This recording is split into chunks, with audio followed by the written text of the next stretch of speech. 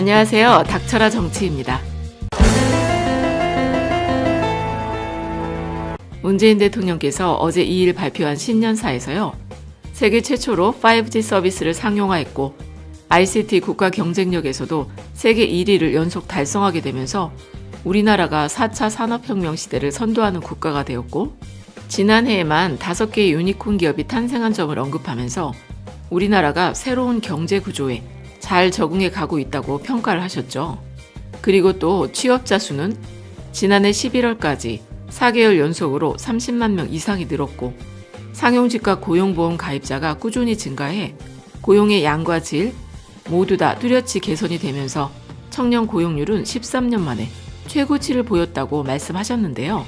실제로 우리나라의 2019년 경제 성장률은 2%로 애초에 목표했던 2.3%보다 줄기는 했지만 작년엔 미중 무역 전쟁 때문에 워낙 전 세계가 들썩이지 않았습니까? 게다가 미국과 중국이 우리나라 4대 무역국에 속하고 있으니 그 영향을 안 받을래 안 받을 수가 없었죠. 그리고 우리나라가 무역 흑자를 많이 내고 있는 홍콩이 대규모 시위를 이어가면서 수출이 많이 줄어들 수밖에 없었습니다. 그런데 보수 언론이라는 곳들은 우리나라 경제가 엉망인데 정부가 너무 긍정적으로만 생각을 한다고 지적하고 있어요. 하지만 저는요, 이런 보수 언론들이 경제 전망을 너무 어둡게만 말하는 것이 오히려 우리 경제를 망치는 길이라고 생각이 됩니다. 참고로 지난 방송에서도 몇 번이나 말씀드렸는데요. 경제는 경제 주체들의 심리가 반영되는 영역이기도 하니까 경제 전망이 안 좋을 거라고 떠들어대기만 한다면 기업이나 가게 등 우리 경제 주체들이라면 당연히 그런 안 좋은 평가에 영향을 받아서 실제로 투자 심리나 소비 심리가 위축이 되면서 결과적으로는 경제가 안 좋아지는 악순환에 빠질 가능성이 크다는 겁니다. 그러니까 문재인 정부를 반대하는 세력이 경제 영역에서 잘못된 해석을 쏟아내는 건 실제로 우리의 삶을 팍팍하게 만드는 원인이 될 수 있다는 것이죠. 물론 경제 전망이 안 좋은 건 사실이에요. 하지만 그런 전망은 전 세계적으로 봤을 때 다른 나라들도 다 마찬가지거든요. 그런데 마치 우리나라만 경제가 안 좋은 것처럼 아니면 우리나라가 다른 나라들에 비해서 엄청 안 좋은 것처럼 얘기하는 언론사들이 문제라는 겁니다. 게다가 그 이유가 정부가 펼치는 소득주도 성장 정책 때문이라고 하는데 그건 정말 대기업만 살리고 국민들은 죽든 말든 상관도 없다는 말이랑 똑같은 거 아니겠습니까? 그러면 OECD에서는 올해 2020년 경제를 어떻게 예측하고 있는지 이번 방송에서는 좀 살펴보겠습니다. 일단 전 세계 실질 GDP 전망을 보면요. 2020년 예상치가 2.94%로 2019년 2.91%보다는 나아질 거라고 예상하고 있어요.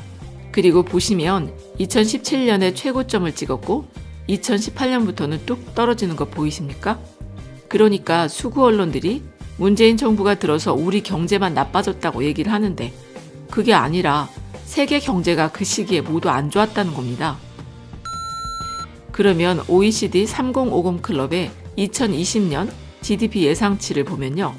우리나라가 2.3%로 3050 클럽 안에서 제일 큰 수치를 가지고 있는데 그런데 원유가 빵빵 터지면서 에너지 수출국으로 변화를 하면서 사상 최대 호황을 맞이하고 있다는 미국은 2.0%입니다. 그리고 그 다음이 1.2% 예측치를 가지고 있는 프랑스, 그 다음은 영국이 1%입니다. 그리고 이어서 일본은 0.55%, 독일은 0.44%, 이탈리아는 0.42%라니까. 대부분 선진국들 경제 성장률이 큰 폭으로 성장하지 못할 거라고 예상을 하고 있어요. 그 이유는 이미 고도 성장기를 겪은 나라들이기 때문에 아주 당연한 상황이겠죠. 그리고 앞으로 말씀드리겠지만 전 세계 무역 분쟁 때문에 투자 심리가 위축되면서 제조업 기반 국가들의 경제 전망이 더 어두운 것도 사실입니다. 그래서 그런지 어느 기사에서는 OECD에서 예상하기를 G20 국가들 중에서 우리나라 경제 성장률이 제일 큰 폭으로 둔화하고 있다고 지적을 했다고 하던데 제가 계속해서 말씀드리는 거지만 경제 환경이 다른 나라들끼리 아무리 비교를 해봤자 유의미한 결과를 가져올 수 없다는 거 우리 깨어있는 시민들이라면 이제는 모두 알고 있는 것 아니겠습니까? 그리고 또 OECD 레포트에 우리나라만 제일 큰 폭으로 경제 성장률이 둔화된다는 그런 지적을 보지도 못했고, 물론 G20 국가 중에서 경제 성장률 둔화폭이 우리나라가 제일 클 수도 있지만 그 원인은 우리가 그 중에서 고도 성장 단계를 빠르게 극복해온 이유일 수도 있다는 겁니다. 그런 걸 가리켜 기저효과라고 하는데, 지난 기준치가 크게 감소하거나 성장을 하게 되면은 그 영향을 받아서 다음 기준치가 영향을 받을 수밖에 없다는 건데요. 어쨌든 이번엔 중국의 경제 성장 전망치를 보시면 올해 2020년에는 5.73%로 엄청 높아 보이죠? 그런데 우리나라는 중국에 비교해 2.3%밖에 안 되니까 와, 중국은 5.73%나 되네? 하면서 우리나라는 왜 또 그거밖에 안 되냐고 얘기할 수 있을까? 그리고 또 2012년에는 7.86%이던 중국의 실질 GDP가 떨어지는 추세를 좀 보시면 중국 경제가 안 좋아지고 있다고 말하면 그게 맞는 말일까요? 하지만 중국의 경제 규모나 영향력은 2012년 이후부터도 나날이 커지고 있어요. 그러니까 경제 규모가 커지면서 성장률이란 건 상대적으로 둔화가 되는 게 아주 당연한 이치라는 말이죠. 그리고 일본을 보시면 오히려 일본의 실질 GDP 라인이 굉장히 이상해 보이죠. 그러니까 일본 정부가 엄청난 양적 완화로 경제에 인공호흡기를 대고 있는 게 그래프 상에서도 드러나는 것 같아요. 앞으로 일본의 양적 완화 정책에 대해선 기회가 된다면 자세히 말씀드리도록 하고요. 그리고 우리나라의 실질 GDP 그래프를 보면요. 아까 보여드렸던 세계 경제 전망치와 비슷하게 움직이고 있는 걸 알 수가 있는데요. 2017년 최고치를 찍고서 급격한 하락세를 겪은 후 2019년 최저치에서 2020년에는 반등하게 된다는 전망이라는 겁니다. 그러니까 작년에 대대적으로 확대된 2020년 예산이 통과가 됐는데 4월 총선 결과에 따라서 발목을 잡는 야당이 없어지게 된다면 원활한 추경을 통해서 더 높은 성장 동력을 확보할 수도 있을 거라는 생각도 하게 됩니다. 그리고 OECD에서는 세계 경제 전망에 대해서 정부는 장기 침체를 막기 위해 협력하고 투자해야 한다.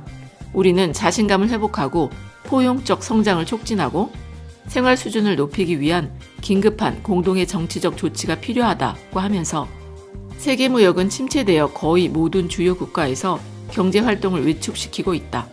정책 불확실성은 일자리와 수입을 저해하고 있다. 무역 분쟁의 고조, 지정학적 긴장, 중국의 예상보다 급격한 둔화 가능성, 그리고 기후변화 등 경제 성장이 둔화될 위험은 여전히 높다고 평가를 한다는 겁니다. 그러니까 미국이나 일본 같은 나라가 펼치고 있는 보호주의 무역 정책이 세계 경제를 침체시키고 있다는 진단인데요. 그에 대해서 각 나라의 정부가 침체에서 벗어나기 위한 국내 정치적 노력을 기울여야 한다고 권고하고 있는 것이죠. 그런데도 2019년에 고용이 늘어났다고 얘기를 하면은 그건 다 세금 쏟아부어서 그런 거 아니냐는 사람들이 있는데, 이렇게 세계적으로 경제가 침체돼 있는 상황에서는 정부가 적극적으로 국가 재정을 활용해서, 그러니까 세금을 사용해서라도 국민들의 생활 수준을 높이기 위해 노력해야 한다고 OECD에서는 지적을 하고 있는 겁니다. 그리고 OECD에서는 구체적으로 정부가 해야 할 일이 무엇인지에 대해서 그 방향성을 제시해주고 있는데, 첫 번째, 더 친환경적인 미래 인프라에 투자하라. 저금리의 이점을 활용해 인프라에 대한 공공지출을 늘리고 민간 투자를 활성화하면서 보다 친환경적인 환경을 지원하십시오. 그리고 디지털화와 노화의 과제를 해결하기 위한 정책을 제고해야 한다고 밝히고 있어요. 그러니까 문재인 정부의 정책 방향과 OECD가 제시하는 방향이 비슷하다고 생각되지 않으십니까? 그리고 OECD가 제시하는 두 번째 정책은 무역 왜곡을 멈추라는 건데요. 이게 뭐냐면 무역 갈등은 기업들에게 불확실성을 야기하고 투자를 지연시키고 있다며 무역 분쟁의 핵심인 보조금을 줄여야 된다는 건데요. 예를 들자면 중국이 자국 기업들에게 대규모 지원금을 지급하게 되면서 세계 기업들 사이에 공정한 경쟁 룰이 깨졌고, 그러니까 트럼프는 중국 제품에 대규모 관세를 부과하게 되면서 무역 전쟁이 발발하지 않았습니까? 물론 미중 간의 1단계 무역 합의가 이루어지게 되면서 잠시 평화가 찾아오는 듯 같지만 중국이 보조금 지급을 그만두지 않으면 언제든지 다시 평화가 깨질 수도 있는 거니까 근본적인 원인, 기업 보조금 문제를 해소해야 한다는 겁니다. 그리고 마지막으로요, OECD에서는 조세제도의 공정성 확보를 제시했는데요. 최근에 프랑스에서는 구글에 디지털세를 내게 하겠다고 하면서 트럼프랑 한바탕 기싸움을 벌이지 않았습니까? 그러니까 지금 세상이 4차 산업혁명으로 물리적 거리보다 더 가까워지게 되면서 새로 생겨난 문제들인 게 구글이나 애플 등이 다른 국가에서 매출을 내면서도 세금은 자국에서만 납부하는 상황이 발생하게 되면서 새로운 글로벌 조세 제도의 필요성이 점점 더 커지고 있다는 겁니다. 그리고 가상화폐에 관심이 있는 분들이라면 아시겠지만 미국이랑 우리나라의 가상화폐 시가가 달라서 말하자면 환차익을 노린 투기 세력들이 아무런 세금도 내지 않고서 막대한 이익을 가져가기만 했었잖아요. 그래서 지난번 G20 회의 땐 디지털 기업들에 대한 조세 문제를 2020년까지는 마무리 지어야 한다는 논의가 되기도 했었죠. 어쨌든 이런 전체적인 전망, 그러니까 무역 전쟁으로 세계 경제가 침체되는 가운데 결과적으로 투자가 위축돼 세계 경제 침체가 장기화될 가능성도 있다고 하는 게 OECD의 분석입니다. 그러면 끝으로 우리나라 경제에 대해선 OECD가 어떤 분석을 내놨는지 살펴보자면 OECD에서는 세계 경기 침체와 무역 긴장은 수출을 억제하는 반면 높은 불확실성은 투자의 무게를 두고 있기 때문에 경제 성장은 여전히 진정될 것이라고 전망을 하면서 그 이유에 대해선 공공 부분의 일자리 창출은 생산량 증가와 고용에 미치는 영향을 완화할 것이라고 말하고 있어요. 그러니까 세계적인 경제 침체로 성장성 둔화와 투자 불확실성이 높아질 테니까 정부에서는 공공 부분의 투자를 강화해서 고용 불안을 완화하라는 겁니다. 그리고 또 반도체에 대한 세계 수요의 점진적 회복과 확장적 재정 정책이 경제를 지탱할 것이라고 평가하기도 했는데 우리나라 수출의 대부분이 반도체에 의지하고 있는 상황이니까 작년에는 반도체 가격이 떨어지면서 수출량은 느는데 수출액은 그에 비해 늘어나진 않았잖아요. 하지만 올해는 반도체 가격이 회복되면서 수출 호조가 예상되고 정부가 확장 재정을 펼침으로써 경제를 뒷받침할 수 있을 거라고 예상한다는 겁니다. 그러니까 재정 적자로 나라 망할 거라고 말씀하시는 분들은 OECD 경제 레포트를 좀 잘 읽어보시고 말씀해 주셨으면 좋겠다는 생각이 드네요. 그리고 2020년 문재인 정부가 GDP 대비 1.2% 수준의 재정 부양책을 내놓은 데 대해서 OECD에서는 뭐라고 했냐면 한국 정부의 건전한 예산 입장과 낮은 부채 수준, 그리고 사회복지를 확대해야 할 필요성에 비추어 봤을 때 환영할 일이다 라고 평가를 했어요. 그러면서 또 포괄적인 장기 성장을 위해서 한국은 구조개혁을 실시할 필요가 있다. 인구가 매우 빠르게 노령화되고 있기 때문에 노동자원이 더 잘 동원되어야 하고 OECD 국가 중 상위 절반에 불과한 생산성을 증가해야 한다고 지적을 했네요. 그런데 우리 정부 입장에서 봤을 때 노동시장의 유연성은 참 어려운 과제 아니겠습니까? 기업 입장에서는 물론 노동시장의 유연성이란 게 생산성 확대를 불러오긴 하겠지만요. 노동자 입장에서는 노동 환경을 더 열악하게 만들 가능성도 있으니까. 그러니까 사회의 전체적인 부를 늘리기 위해서 노동시장의 유연성을 택할 것인가, 아니면 구성원 개개인의 권리에 좀 더 충실한 정책을 펼칠 것이냐에 대해선 사회적 합의가 필요하겠죠. 다만 우리 젊은 세대가 아무리 노력해도 먹고 살기 팍팍하다고 느끼지 않게 하려면 기업 입장보다는 사회 구성원 개개인의 삶을 좀 더 돌아봐야 하지 않나 싶은데, 하지만 지금껏 기업들 입장에서만 정부가 고용시장을 바라보면서 고속 성장을 이룩해 왔으니 문재인 정부가 추구하는 함께 잘 사는 나라가 되기 위해선 당분간이라도 사회적 약자들을 돌아보는 정책이 계속돼야 한다는 생각이 드네요. 어쨌든 저 바깥에서 우리를 바라보는 입장은 세계 경제 침체에 따라 우리 경제가 영향을 받겠지만요. 우리 정부가 확대 재정을 계획하고 공공 부분에서 일자리를 창출함으로써 어느 정도 세계 경제 침체에 대비할 수 있을 거라는 겁니다. 그러니까 문재인 정부가 세금을 많이 써서 나라가 금방이라도 망할 것 같다는 분들은 걱정 붙들어 매셔도 괜찮다는 것이죠.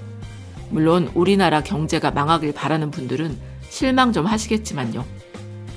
그럼 끝까지 들어주셔서 감사드리고 좋은 의견 댓글로 많이 남겨주세요. 감사합니다.